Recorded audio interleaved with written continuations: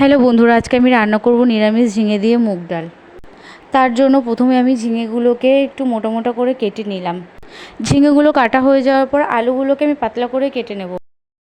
তারপরে একটি প্লেটে আমি সাদা জিরে, তেজপাতা, শুকনো লঙ্কা, আদা, কাঁচা লঙ্কা কুচি, টমেটো কুচি সাজিয়ে রেডি করে রাখলাম। আর এদিকে আমি ডালটাকে আগে থেকেই ধুয়ে ভিজিয়ে রেখেছিলাম। এরপর আমি উনুনে কড়াই বসিয়ে দিলাম। কড়াইটা গরম হয়ে যাওয়ার পরে তেল দিলাম।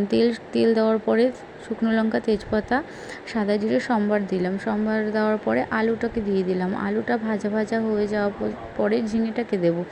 ঝিঙেটাকে দেওয়ার পরে আমি একটু নেড়ে নিলাম। নেড়ে নেওয়ার পরে ওর মধ্যে একটু আদা ঘষে দিয়ে দেবো। আদাটাকে ঘষে দেওয়ার পরে তারপরে আবার একটু নেড়ে নেব। নেড়ে নেওয়ার পর টমেটো আর লঙ্কা কুচিটাকে দিয়ে দিলাম।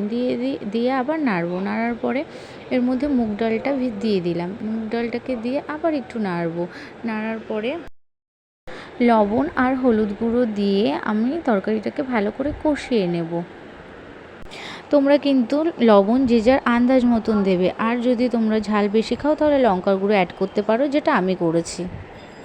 এবার উনুনের আঁচটাকে মিডিয়াম ফ্লেমে দিয়ে ভালো করে কষিয়ে নেবে। সময় নিয়ে ভালো করে কষাতে থাকবে। কষানো হয়ে গেলে জল দিয়ে দেবে।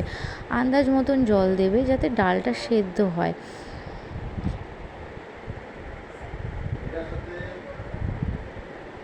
এবার উনুনের আঁচটাকে লো ফ্লেম করে দেবে, করে ঢাকা দিয়ে দেবে। তোমরা মাঝে মাঝে একটু ঢাকনাটা খুলে দেখবে ডালটা সেদ্ধ হয়েছে কি না।